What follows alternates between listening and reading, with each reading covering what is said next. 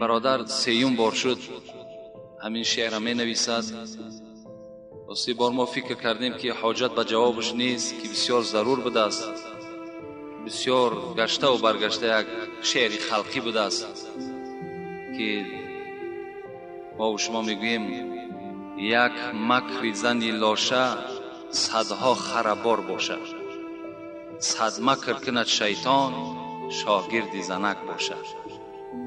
آیا این حقیقت دارد؟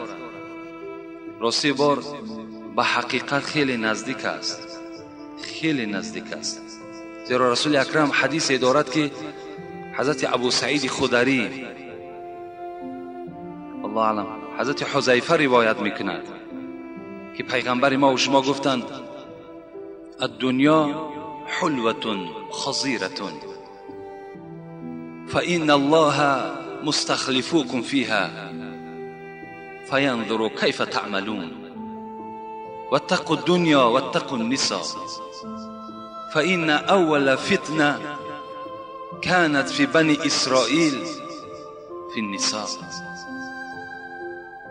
پیغمبر ما و شما گفتند دنیا چی شیرین است، چی زیبا است،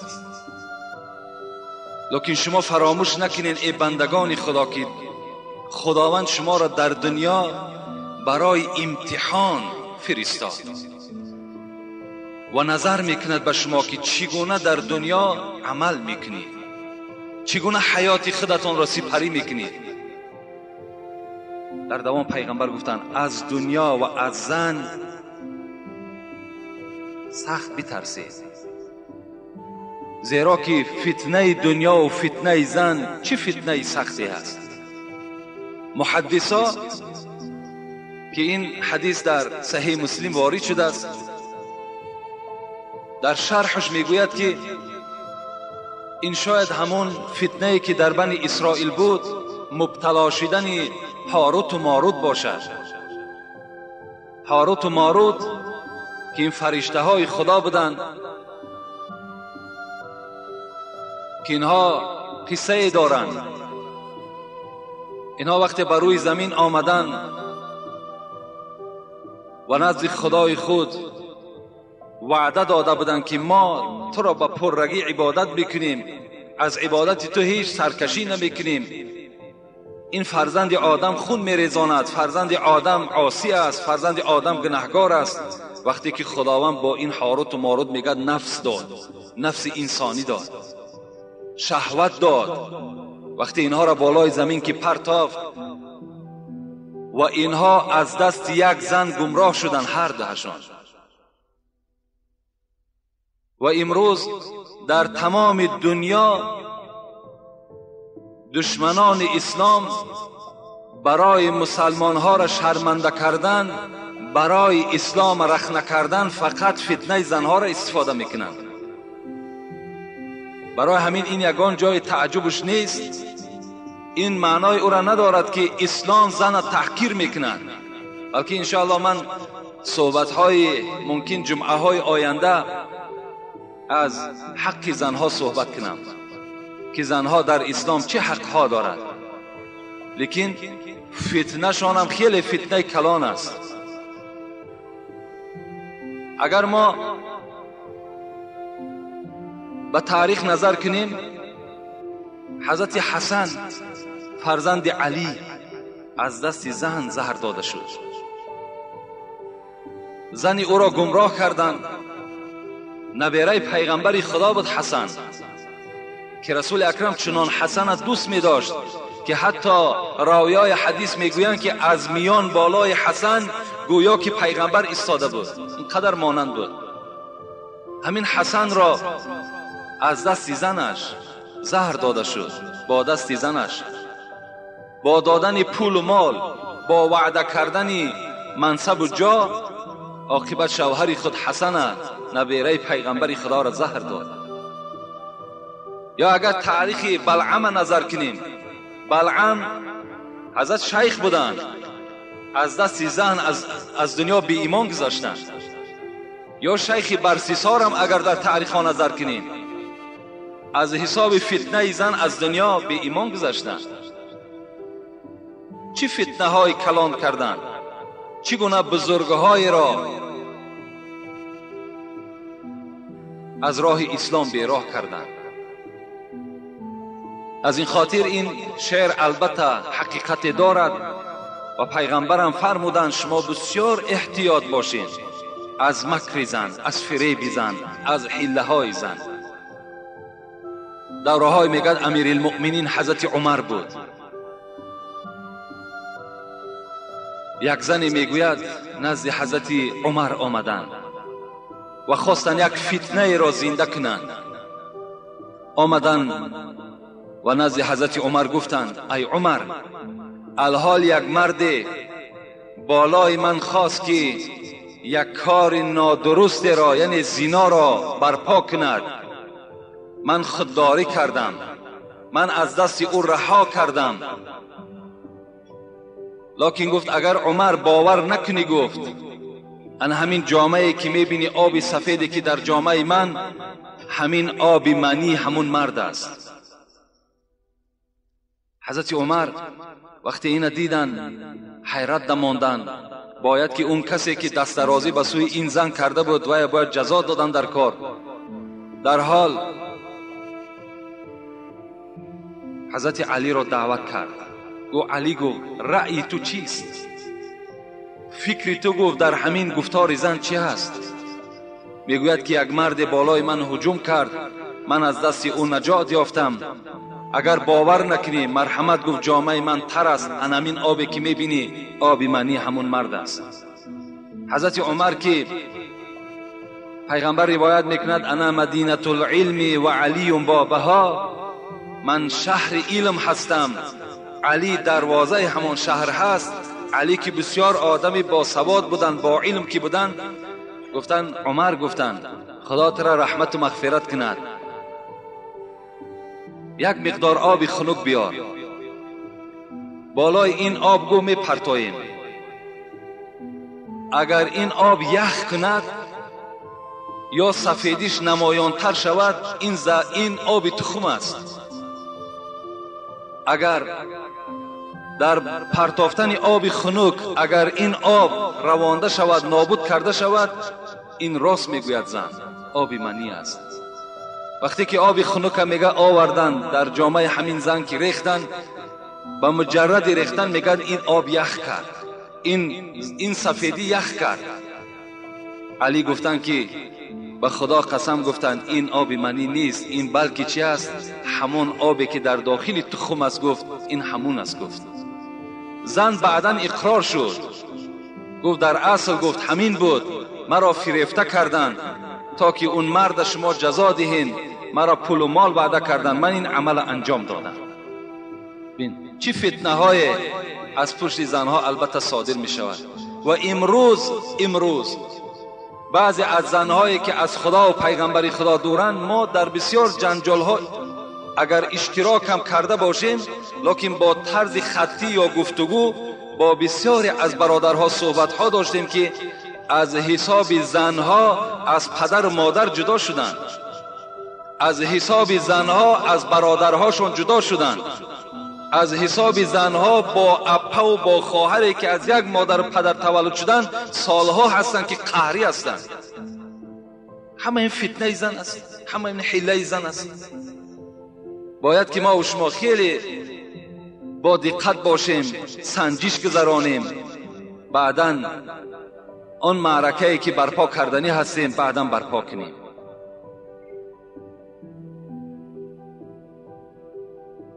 انشاءالله ما در باب حق زنها این جمعه آینده صحبت داریم، زیرا این جمعه این برادر ما را یک خط داد. میخواهم به سمع شما رسانم که جمعه آینده از ما یک تکلیف کردن. داملای محترم، یک خواهش اسلامی از شما دارم که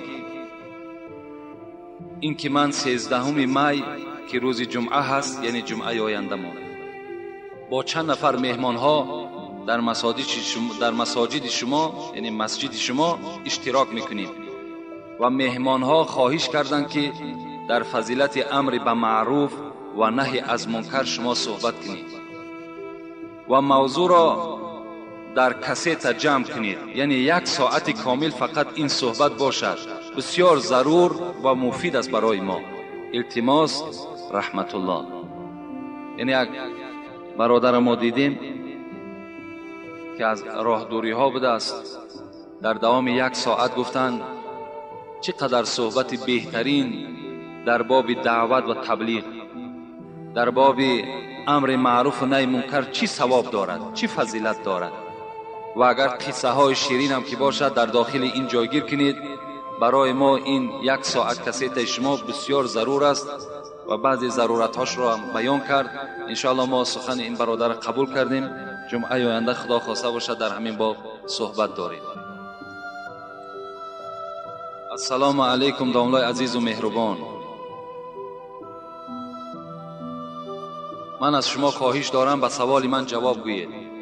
درباره پیشاب کردن در حاجتخانه میگویند که در حاجتخانه یا اینکه در دیگر جا پیشاب کنی، راست ایستاده در لباست یا که در تنت نرسد هیچ گناهی نیست. همین سخن درست است یا نه؟ به سوال من جواب گویید. اکثر میان عمرها را میبینیم که با همین کار دست میزنند. بعد خردسال از او چی یاد میگیرد؟ با احترام داملای عزیز، این برادر مقصدش از راست پیشاب کردن است که آیا راست پیشاب کنی یگان گناه، یگان غلط هست یا نه؟ من به شما چند حدیثی را میخوانم، گوش اندازین و از این حدیث ها خلاصه برآورین که راست پیشاب کردن خوب است یا نشسته پیشاب کردن خوب است. حضرت حذیفه که راوی این حدیث است میگوید که بار من پیغمبر خدا را دیدم که فبال علیها قائما، یعنی بالای یک خاکتوب، یک توده خاک بود یا یک جایی که همین خاکروبه ها پرتافته میشد، یا ما شما غجدی میگیم، غجدی های خانه پرتافته میشد. پیغمبر خدا بالای همان بر آمدن و راستا پیشاب کردند. حضرت حذیفه میگوید این را من با چشم سر دیدم. این حدیث هم مسلم روایت میکند. در حدیث دیگر باز همین اینش در سنن ابو داود است. اگر کسی نزد کسی همین صحیح سته باشد میتوند مراجعت کند. ابن ماجه هم روایت کردگی هستند. عایشه میگوید که کسی که گوید پیغمبر خدا راست پیشاب کرده است باور نکنید.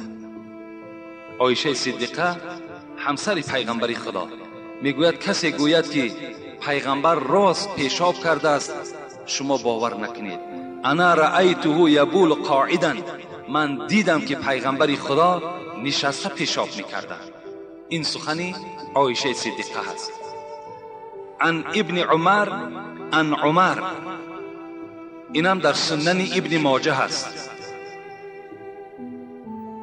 بچه حضرت عمر از پدرش روایت میکند.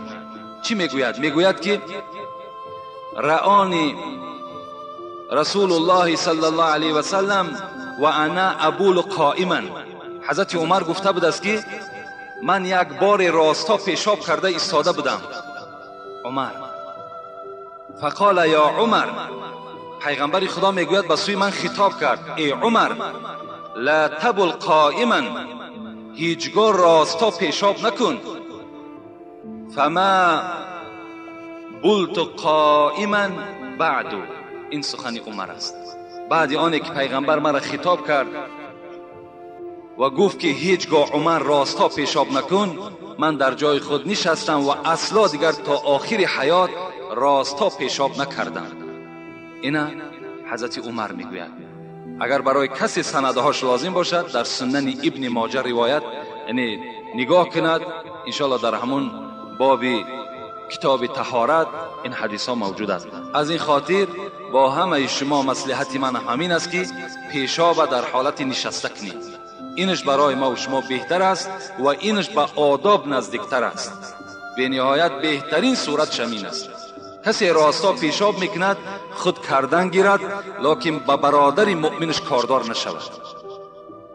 زیرا توصیه من این حدیث های عایشه صدیقه است، مادر ما و شما که با چشم دیدن پیغمبر خدا نشسته پیشاب میکردن، و حضرت عمر از سخنش که تا آخر حیات من نشسته پیشاب کردم وقتی که مرا رسول اکرم امر کرد.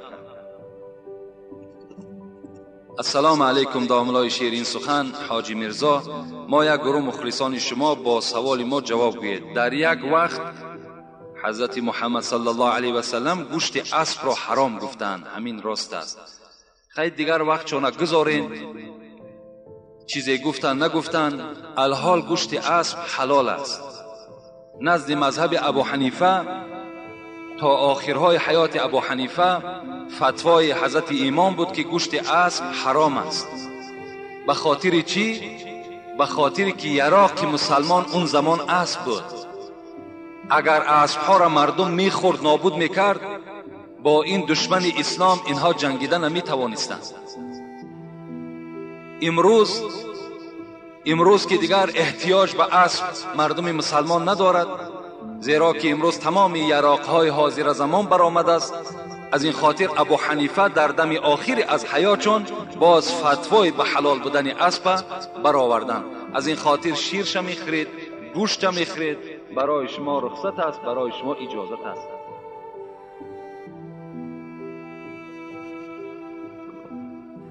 داملای محترم، در یکی از دهه های نایه مومن آباد زندگی میکنم. صاحب 6 فرزند، دی نابالغ، کسبم راننده. بسیار وقت در سفر می باشم. زنم کسلی شده است، بیمار شده است. نه به من زنی کرده می تواند و نه به فرزندانم مادری کرده می تواند. یعنی بستری از خواب است. از عهده نگاه و بینی گاو و مال نیز نمی براید. دائم خواهران من که در نزدیکی ما زندگی میکنند به او یاردم میکنند. زنم راضی است که من زن دویم گیرم و به خانه بیارم، ولی فقط اگر زن دویمم خواهر او باشد. من میفهمم که خواهر و اپه را گرفتن در اسلام روا نیست. با او میفهمانم، اما او میگوید که خواهرم او را و هم فرزندانش را نگاه و بینی میکند. یعنی خواهرم بیاید، این باز به من نزدیکتر است که هم خودم نگاه و بین میکند، هم فرزندهام نگاه و بین میکند. زنی بیگانه باشد در نبودن من، نه او را در خانه میگنجاند و نه فرزندانش را. یعنی زنی بیگانه را بیاری، نه مرا نگاه میکند نه فرزندهای ما را. من چیکار کنم داملای عزیز؟ این مسئله هست که این خداوند حل کرده است، این پیغمبر حل کرده است. در اینجا دیگر مراجعت داملا هیچ حاجت نیست. منم آن چیزی که قرآن میگوید، آن چیزی که حدیث پیغمبر خدا میگوید برای این برادر میرسانم که زن اوله را طلاق میکنی، عده زن اوله میگذرد، بعدا خواهر او را نکاح کرده در نکاح خود می‌دراری. این زمان برای تو چی هست؟ حلال از خواهر او، وقتی که اگر اپه او را تو طلاق دهی، طلاق میدهی. وقتی طلاق دادی این برای تو بیگانه می شود. این شب فراموش نکنید. این زنی که با تو 6 فرزند دارد و چندین سری سال زندگی کرد، امروز تقدیر خدا بوده است، بیمار شده است، بعد طلاق دادن او خواهر او برای تو درست می شود. و الا اگر 1000 زاره و تولا این زن برای تو کند و تو اگر با این عمل زیش دستنی، تو در نزد خداوند رسیا و گناهگار می شوی و تو همچون زیناکار در نزد اسلام شناخته می شوی. از این خاطر خواهر او را طلاق ده، اپه او را طلاق ده. بعداً بعد گذشتن عده او، یعنی بعد گذشتن 3 حیض، می توانی که خواهر او را در نکاح خود درآوری و مرحمت. اپش نگاه میکند، خواهرش نگاه میکند، اون کاری وی است. داملای محترم، دویم سوال دادن. من 1.5 سال در روسیه برای کار رفته بودم. شکر الله پاک را میکنم که در این مدت نه گوشت خوک خوردم و نه پیوه و نه عرق. روزهای بدین باور داشته با ما در هر باره بحث مناظره میکردند و من با قدر سوادم به آنها جواب میدادم. اما وقتی که از من پرسیدند که برای چی اسلام گوشت خوک را حرام حکم کرده است، ندانستم که به آنها چی گویم. اگر شما با این سوال جواب میگفتید، از شما نهایت سپاسگزار می بودم و از الله پاک سربلندی شما را خواهان هستم. این برادرها را خدا نگه بدارد که در همین خیل دولت کفر وقتی رفته برای زندگی کار میکنند، پول و مال جمع میکنند برای بهبودی زندگیشان، با بزم این به گوشت خوب نزدیک نمیشوند، با عرق نزدیک نمیشوند، با پلیدی های خداوند نزدیک نمیشوند. خوش به حالشان، خوش به حالشان که این گونه یعنی صبر خیلی کاملی را خداوند نصیب اینها گردانیدگی هست. من برای این برادر میخواهم از مراجعت دکتر یوسف قرضاوی از حلال حرامش یعنی بیان کنم که این حضرت فقط فرمودن که یعنی گوشت خوک خوردن، امروز تمام طبیب ها آشکار کردند که در گوشت خوک کرم‌های وجود دارد که انسان را عاقبت به هلاکت میرساند. این را میگه یک کشفیات امروز تمام طبیب‌های دنیا است. حکمت‌های زیاد دارد میگوید همین یوسف قرضاوی، لیکن آینده با مرور زمان با این پیشرفتی که در علم چی طب هست و چی علم زمانه هست، این آشکار می شود که چرا خداوند همین خوک را حرام گردانیدگی هست. در قرآن خداوند میگوید که انما حرم علیکم المیتة و الدم و لحم الخنزیر، سوره بقره. خدا گفته بود است من برای شما حرام گردانیدم خود مرده را، یعنی سحر میخیزی که گاوت مردگی است، سحر میخیزی مرغت مردگی است، سحر میخیزی که گوسفندت مردگی هست، انا همون برای تو میگد حرام است. اگرچه متاسفانه امروز از بعضی برادرها میشنویم که پدر ما برای ما گفت که در بین مردم آشکارا نکنین، امروز دستمان تنگ است، خدا خودش میداند، هیچی باکی ندارد.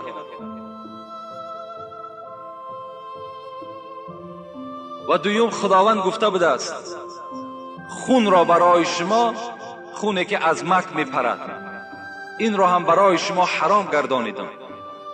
و سوم چیزی که خدا حرام گردانیده است این گوشت خوک است که برای شما خوردن گوشت خوک را حرام گردانیدم. حتی که در سنن ابو داود روایت حدیث از پیغمبر خدا هست که ان الله لم یجعل شفاءکم فیما حرم علیکم، خداوند در آن چیزی که حرام گفتگی هست شفای شما در او موجود نیست. حتی در گوشت خوک گفت از خداوند هیچ شفا وجود ندارد. اگر شما عقیده داشته باشین که گوشت خوک گرم است و برای خنکی شما را دفع و دور میکند، گوشت گوسفند هم گرم است، گوشت مرغ هم گرم است، عسل هم گرم است، همه اینها گرمی دارند.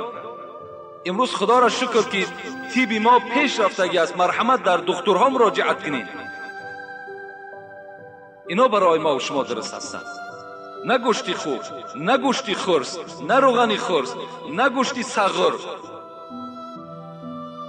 نه گوشت سگ که امروز اکثر کسلی ها استفاده میکنند. فقط از حلال کرده های خدا استفاده کنید، انشاءالله شما شفا میابید.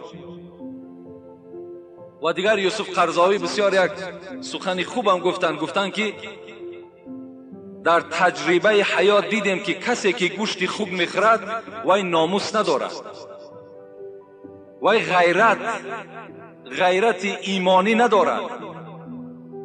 حتی گفته است نظر کنیم به دنیای غرب که آنها که گوشت خوک میخورند از پیشش از دست زنش میگیرن و با او رقص و بازی میکنن، برده شبها استفاده میکنن، میارن باز در دست شوهرش میتن. کنی ناموسشان؟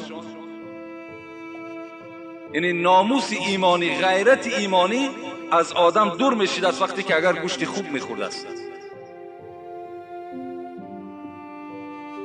السلام علیکم داملای شیرین سخن. با این سوال ما با پررگی جوابش را گردانید. کلینی که دست و پای خسورش را یا پشتش را شک کرد یا مالد درست است یا نه؟ کلین این فرزند همون خاندان است، فرزند مثال همون خسر حساب میخورد، این محرم است برای خسرش. از این خاطر اگر از همه ده خدمت کننده برای خسر باید که زنش باشد. یعنی زنش هر یک طبابت و دوایی که مرد میخواهد که در بدن خودش استفاده کند باید که زنش استفاده کند. اگر زنش به توفیق باشد، زنش اگر فرمان شوهر به جا نمی آوردگی باشد، این صورت به فرزنداش مراجعت کند. فرزندهاش بهتر است. اگر وقتی که زن سخنش قبول نکرد فرزنددار نباشد، این صورت می تواند که کلین از آن موضع هایی که از زیر ناف تا زیر زانو را نظر نکرده دیگر موضع ها را چکار کند؟ مثال چی نمود دوایی که نباشد استفاده کنند، جایز است. این مختصرا از باز برای کسی لازم است آمدد سوال کنیم پرتر جواب کنیم. بسم الله الرحمن الرحیم. السلام علیکم و رحمت الله و برکاته. داملای شیرین بیان، با این سوال من جواب دهید. اگر زن فرزند خودش را با زبان دشنام دهد، گوید پدر لعنت یا که صغیره حرامی گوید، چی باید کرد؟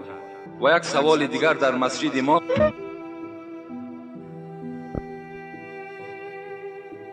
پیشه پیشین هر روز جنجال می شود. می گویند که در این وقت یعنی ساعت 12:40 یگان نماز خواندن درست نیست. موی سفیدها بعضی اشان میخوانند و بعضی اشان نمیخوانند. میگویند که نماز آنها درست نیست. در این وقت تحیه مسجد خوانیم یا نخوانیم؟ از نام یک گروه جوانانی که مخلص دائمی تو هستیم و جوابش را انتظاریم.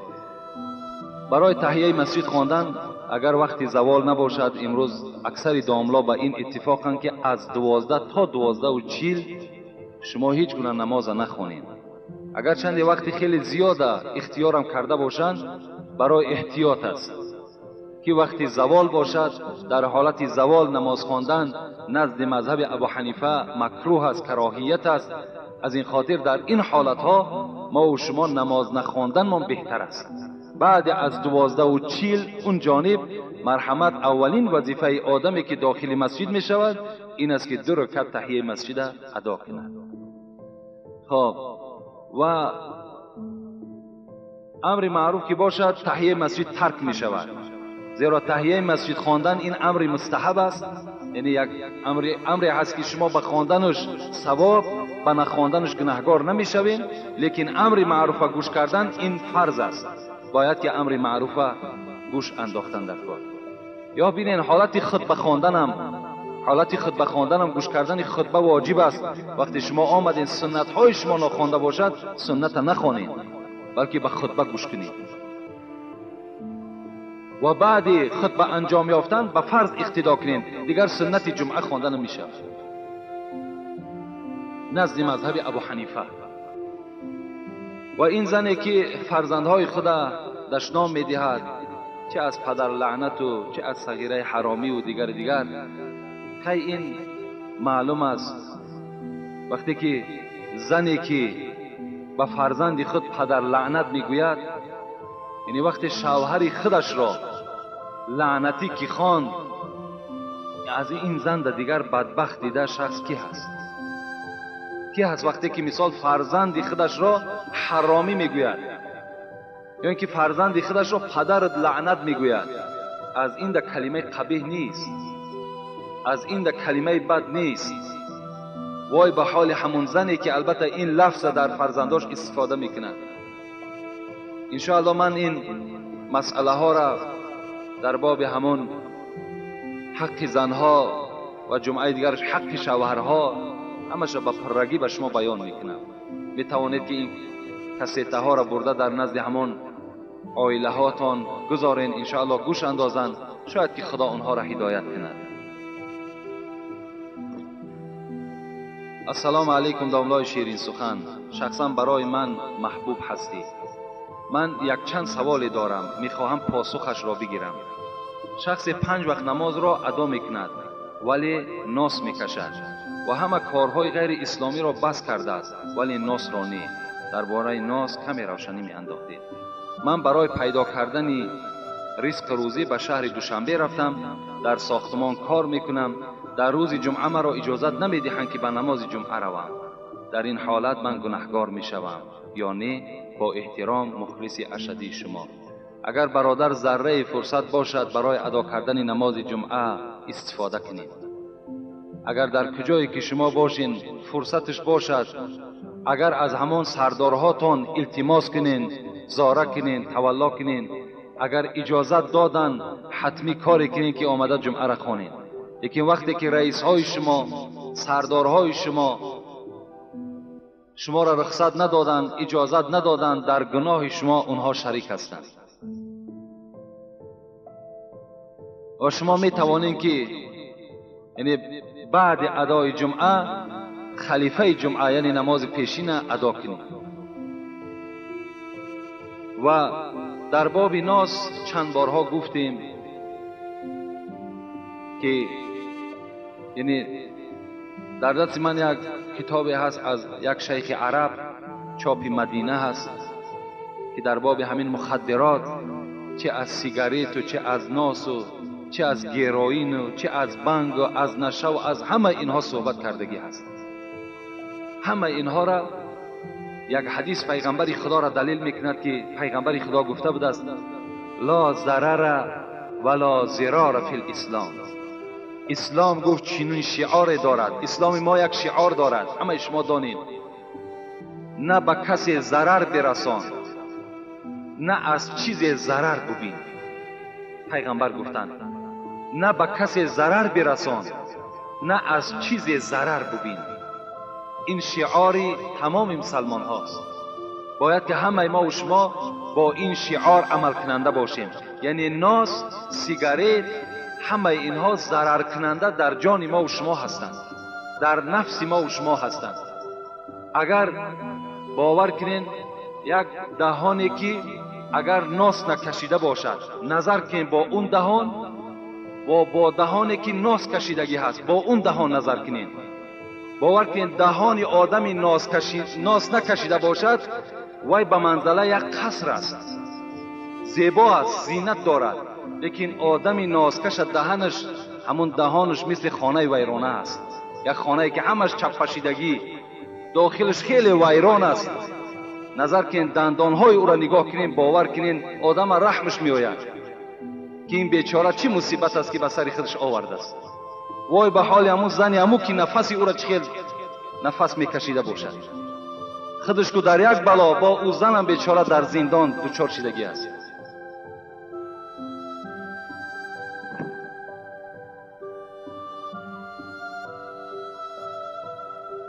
خداوند دنیا و آخرت ما و شما را آباد کند. داملای عزیز، من در سین 63 قدم ماندم. سلامتیم خدا و شکر خوب است. 4 سال پیش دختر 24 سالم از دنیا گذشت. بعد این زنم عزا گرفته است. از بر من دور خواب میکند. مدت 3-4 سال شده است که ما زنده جدا. از نگاه اسلام احوال من و زنم در قیامت چی میشده باشد؟ یا که من میخواهم که با اون نزدیک باشم، اون میگریزد. یعنی بعد 24 ساله دخترش از دنیا گذشتن، این زن عزا گرفته است. عزاش با مقصدی که یعنی دیگر با شوهرش همخوابگی نمیکند و در پهلوی شوهرش نمی ایستد. 3-4 سال شده است که این احوال در این مرد دچار شده است. باور کنین در مصیبت آدم باید صبر کننده باشد. خداوند در قرآن میگوید که و بشر الصابرین الذین اذا اصابتهم مصیبه قالوا ان لله و انا الیه راجعون. خداوند میگوید بشارت ده آن کسانی را که بالای اونها مصیبت می آید و اونها میگویند که ما از خدا هستیم و به سوی خدا بازگشت داریم. این دختر اگر 24 ساله از دنیا گذشته باشد، این باید عبرت برای مادرش باشد که روز از روزها مادرش هم از دنیا میگذرد و این احوالی که اون شوهر دوچار گردانیده است، با این احوال در نزد خدا چی جواب میگوید؟ حال من در قیامت میگوید چی میشود؟ حال تو در قیامت این است که در قیامت هم این زن از تو جدا هست. پیغمبر خدا گفتند که زنها را پیش شوهر میارند، میگویند آیا با این زن میخواهی که در همین جنت زندگی را دوام دهی؟ اگر زنی نیکوکار باشد، اگر زنی نیکبخت باشد، اگر زنی باشد که با قدر شوهر میرسیدگی باشد، این مرد چی میگوید؟ البته میخواهم که در جنتم همراه این زن باشم. و این زن میگوید از حورهای جنتی دیده با زینتش زیباگیش زیادتر میشده است. لیکن زنی که در دنیا مرد آزار میدهد، مرد غم و دقت میدهد، مثل این مادری که کرده است، اینها از این شوهر جدا هستند. راحت این شوهر دیگر در جنت نمیبینند. انشاءالله این سوالهای خیلی زیاد در باب زنها نزد من هست. از این خاطر من هم به یک خلاصه آمدم که در باب زنها یک صحبت مکمل انشاءالله برای شما میرسانم که همین زنها مردها را احترام کنند. البته سبب به احترامی مردها امروز به همه ما و شما معلوم است که زنها از امر معروف دور هستند. زنها سخن خدا را نمیشنوند. زنها از این صحبت‌های ما محروم هستند. برای همین است این مصیبت بالای تمام مردها آمد است که زنها نمیدانند که شوهر در اسلام چه قدر و چه قیمت دارد. السلام علیکم داملای شیرین سخن. التماس با همین سوال من جواب گویید. در خانه گربه داشتن ممکن است؟ ممکن است. اگر در خانه کسی که سگ پیغمبر خدا منع کردند، لیکن اگر در خانه که گربه باشد با گربه اجازت دادند.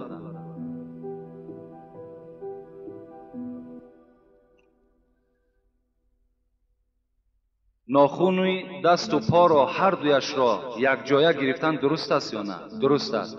اگر ناخون دست و پا را در یک مجلس، یعنی در همین روز جمعه، اگر ما و شما تازه کنیم، این سنت است، این بهتر است، این البته افضل تر است. یک کودک 10 ساله را نمازخوان کردن و در وقت نماز سنت را بلند خواندن درست است. بلند البته درست است. برای تعلیم دادن این کودک 10 ساله، یعنی خواندن نماز سنت و خواندن نماز فرض با طریق آواز بلند که تا که کودک تعلیم نماز گیرد، البته جایز است، درست است. یگان ضرر و زیان و گناه ندارد. در وقت نماز فرض بعد از امام سلام دادن با طرف راست و چپ درست است. در نماز در دستت ساعت باشد درست است. درست است. با ساعت نماز خواندن هیچ گناهی ندارد. لیکن بعد از امام البته سلام میدهیم. بعدی که امام سلام میدهد السلام علیکم و رحمت الله، شما السلام علیکم و رحمت الله میگویید. یعنی سلام البته بعد امام شما هم سلام میدهید. لفظ سلام شما هم تکرار میکنید. شخصانی که در خانه خود مگنیتوفون بلند کرده همسایه را آزار میدهند، آیا از روی اسلام است؟ نه، از روی اسلام نیست، بلکه آدم البته گناهکار میشود. ما در این باب صحبت داشتیم که در خانه هایی که مگنیتوفون ها بلند کردگی هست و آزار همسایه میشود، اینش باز گناه، یعنی گناه دویم درجهش است. گناه یکم درجهش این است که تو از رحمت خدا دور میشوی. بهترین صورت همین است که این مگنیتوفون هایی که در خانه داریم، در اینها شما کسیته های امر معروف اگذارید. در این مگنیتوفون ها شما صدای قرآن اگذارید، تا که در خانه های شما اگرچه خودت نمیخوانی قرآن، اگرچه وقت قرآن خوانی نداری، اقلا همون تلاوت قرآن در خانه صدا دهد. انشاءالله برکت می شود، نور می شود و تمام جین و تمام آن چیزی که ضرر رسان است، همه اینها از صدای قرآن می گریزند. که وقتی که شما مگنیتوفون با تمام آواز بلند میکنین که حتی که معنای همون سرود شما نمیفهمید، فقط همین یک گروم گروم گروم بست خلاص. در این حالت شما دعوت میکنید، بلا را دعوت میکنید به سوی خانتان. السلام علیکم. یک روز از بازار همین سامانی گذر داشتم، خرید کرده ایستاده بودم. باور کنین یک بیت در همون کسیت صدا میداد. خوب بدبخت بود است همون حافظ. کدام بدبختی روسیایی بود است، چنان یک گپ‌های بی شرمی بی حیانه در داخل همین ثبتش وجود دارد. باز تمام آن کسانی که در اطراف همون حافظ جمع شدگی است، همه اونها با تمام آواز با دستگیری کردیست. باور که نوای ما تلفظ کردن نمیتونم. بی نهایت گپی قبیح. انا همین گونه کسیته ها در خانه ما و شما صدا میدهد. این صورت های یهودی هایی که هر روز شکار مسلمان میکنند که بالای خانه ما و شما قرار دارند، اینهاش کفایت نکرده بود که باز این صداهای خیلی ناخوبه در خاندان ما و شما صدا میدهند. خانه مسلمان، خانه آدم مسلمان باید که چی داشته باشد؟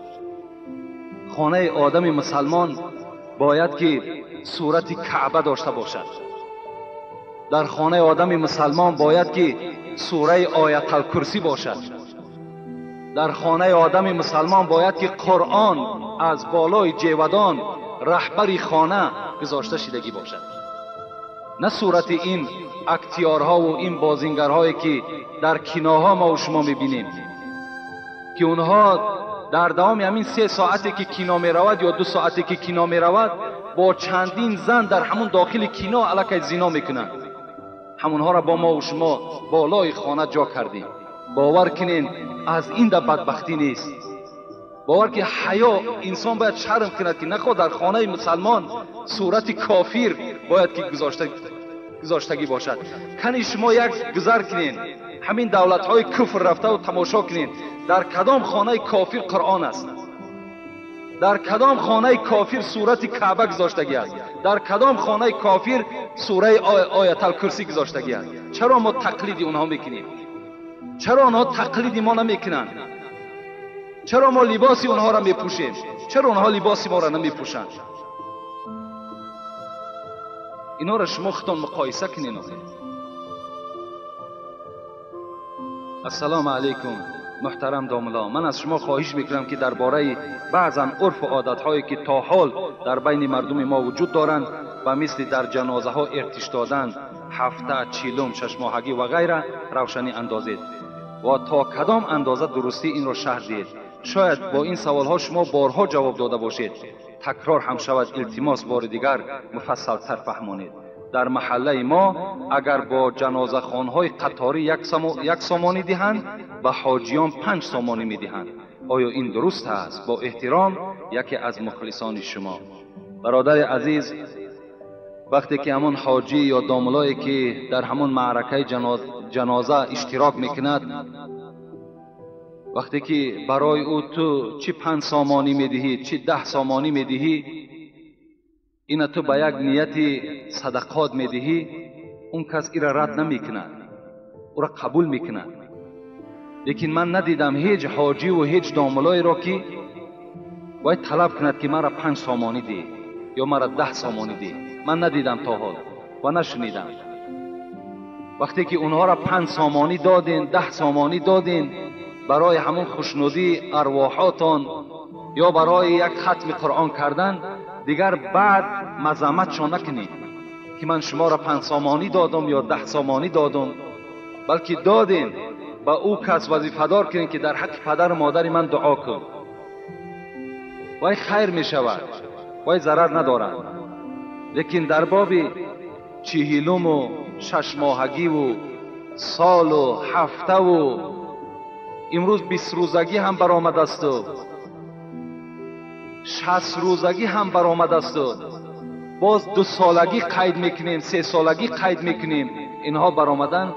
اینها را باز من تکرار میکنم که اینها از اسلام نیستند. در یگان احادیث های پیغمبر خدا نگذشته است که خواه پیغمبر خواه اصحاب او را سه بگهی نکرده باشند یا هفته داده باشند یا چیلم داده باشند یا دیگر معرکه هایی که هستند. اینها عرف و عادت هایی هستند که در بین ما و شما اینها را دشمنان اسلام پیدا کردند. برای شکستن اقتصاد مسلمان همینها را برآوردند.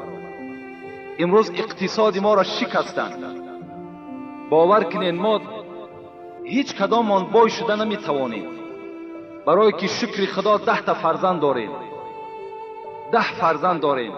اگر هر کدام اوست 1 سال پس از دنیا گذرند، اینقدر معرکه‌ای که ما و شما میگذرانیم حساب کنین چند هزار دلار را تشکیل میدهد.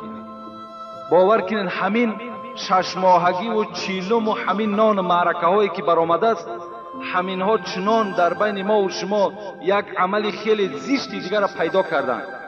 چه عملی زشت است؟ پدر و مادر را دوست داشتن این فرض است. پدر و مادر دوست داشتن فرض است، لیکن وقتی پدر و مادر بیمار می شود ما دیگر از مردنش فراموش کردگیم. مردنش در میلش راضی هستیم، لیکن از معرکش می ترسیم. دیگر هیچ غمگین نیستیم که پدرمان هم گذشت میلش گذرد، مادرم هم گذشت میلش گذرد، لیکن معرکه ای را چه خیلی میکرده باشید. اینقدر مبلغ از کجا من میافته باشم؟ باور که من در فکر دیگر محبت پدر مادر نیستیم، فقط همین در خیال ما فقط نان معرکش میگذره. از خانه بیرون برآمده نمیتوانیم، هیچ جا استراحت کرده نمیتوانیم. تمام در راحت برای آدم مسلمان بسته شده است. برای مبلغ نداریم دیگر. یک کتاب برای تبلیغ خریده نمیتوانیم. 4 سومی که میابیم پس انداز کردیم برای پدر و مادر ما مرده شد. نیست دیگر، ماندیم. چیکار کنیم؟ امروز باید که همه اتفاق شود. اقلاً کمی از اینها را از بین بیرون کنیم. اقلاً سه بگینش نابود کنیم. اقلاً همین 40 و 20 و 6 ماهه و دیگرش دور کنیم. کدام از انسانی که نان معرکه میکند وقتی خاندانش میروی باور که فقط گپش همین است. بسیار مشکل من آمد، بسیار مشکل من آمد، بسیار زور من آمد. حتی که دست به قرضم زدن، از کجا خیر احسان می شود؟ به قرض خیر احسان کردگی ده باور که همون خوردگی آدم گناهگار می شود خودش. هفته ما تمام کردیم تا آخری سال پنجشنبگی. امروز چنان با بیرحم میشیدیم که از 10 نفر و 15 نفر در خانه ها کم نیستند. 3 طبق 4 طبق هر روز پنجشنبه.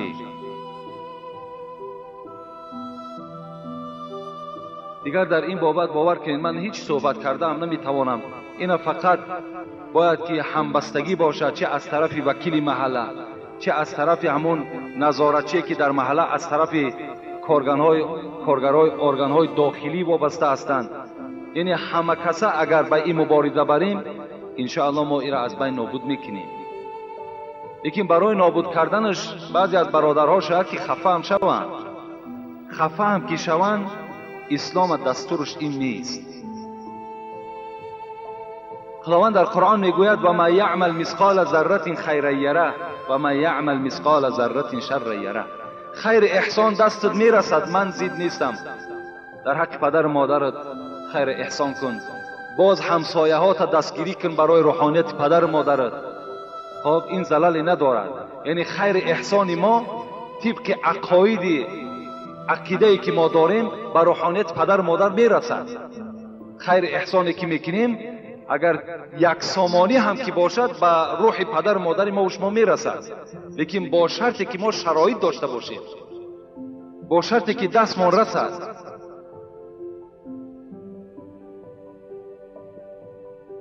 خداوند میگوید که کدام شما از در دنیا اگر ذره با یک مقدار یک ذره عملی نیک داشته باشین در نزد من پاداش نیک داده میشوین.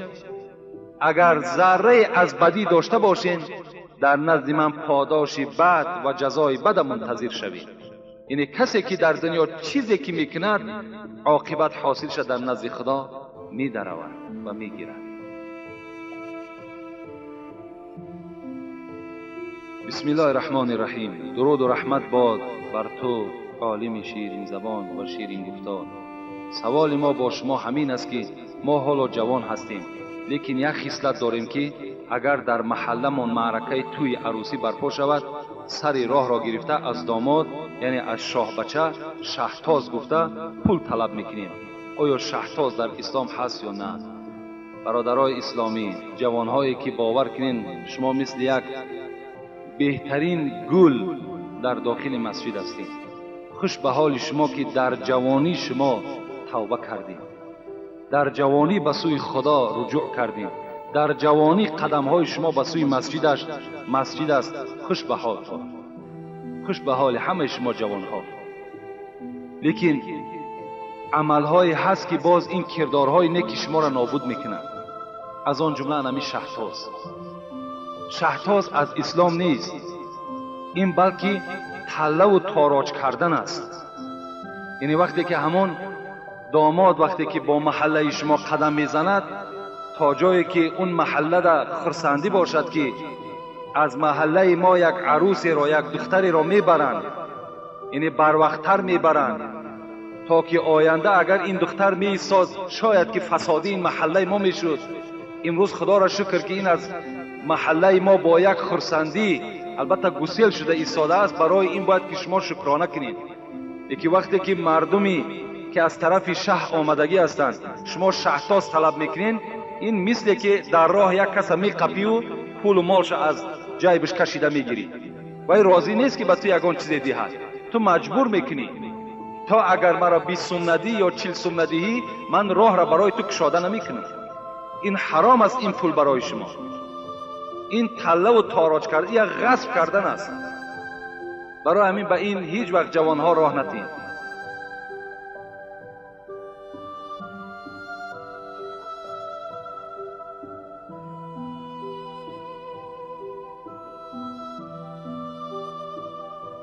السلام علیکم اکای حاجی میرزا، التماس میکنم به سوال من جواب گردانی. یک شخص با من گفت که در دنیا خوش روی ترین یوسف است، پسر حضرت یعقوب.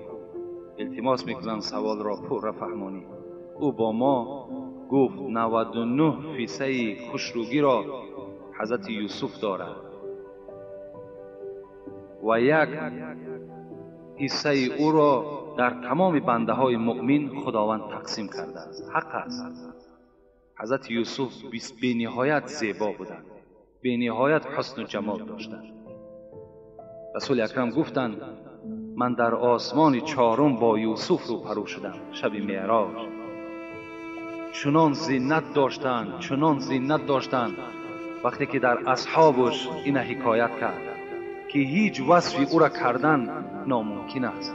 حتی در قرآن هم قصه یوسف میگذرد که زنهای مصر وقتی که یوسف دیدن در پیش خود همون سبزواتی داشتن برای ریزه کردن، حسن یوسف چنان به اونها غلبه کرد که دستهای خود بریدن و درکدار نشدند.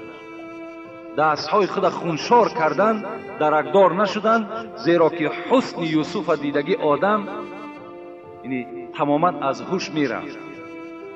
لیکن یکی از حدیث های پیغمبر خدا ده، یکی از صحابه ها میگوید روز من مهمان پیغمبر بودم، شبی میگد 14 ماه بود، میگد یعنی شب 14 ماه چقدر روشن از زیبا هست. میگد من در پهلوی پیغمبر خدا نشسته بودم، پیغمبر میگد صحبت داشت، یعنی پیغمبر ما و شما. میگوید در همون خانه‌ای که نشسته بودیم نور پیغمبر خدا میگد همون خانه را فرا گرفته بود. همین صحابه پیغمبر میگوید قسم به خدا میگوید من گاه میگد مهتاب نگاه میکردم روشنیشه، گاه میگد چهره پیغمبر خدا را به خدا قسم که چهره پیغمبر میگه از مهتاب دیده روشنتر بود. یعنی پیغمبر ما و شما از مهتاب هم دیده روشنتر بودند. یعنی حسن رسول اکرم از حسن یوسف هم دیده بالاتر بودند.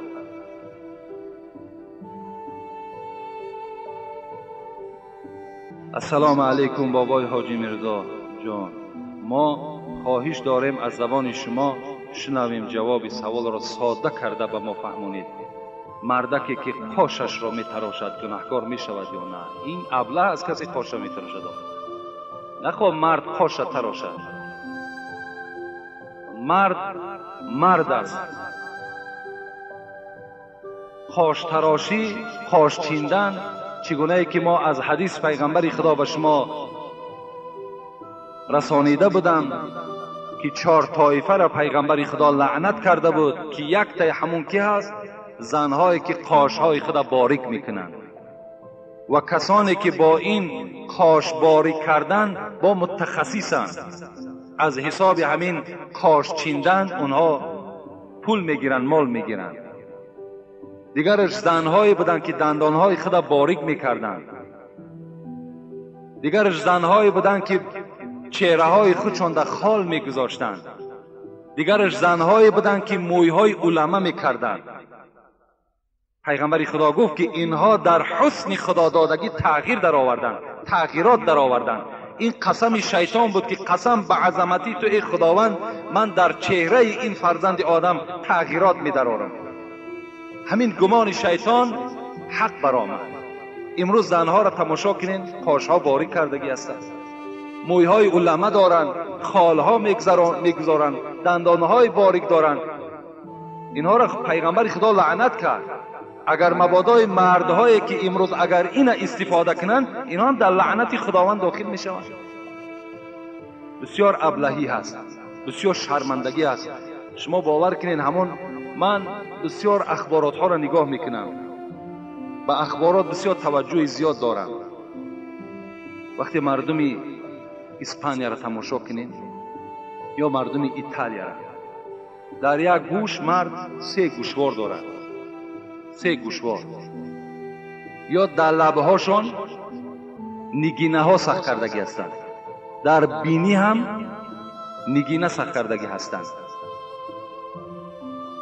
و دیگر تغییرات های همین مردها در آوردن. لیکن اونها از طایفه هستند که اونها را مردهای دیگر استفاده میکنند. اونها را مردهای دیگر استفاده میکنند. از این خاطر کدام جوانی که اگر گوشوار می اندازد یا چله طلا می اندازد یا گردنبند طلا می اندازد یا اینکه دیگر علامت هایی را که همون مردهای غربی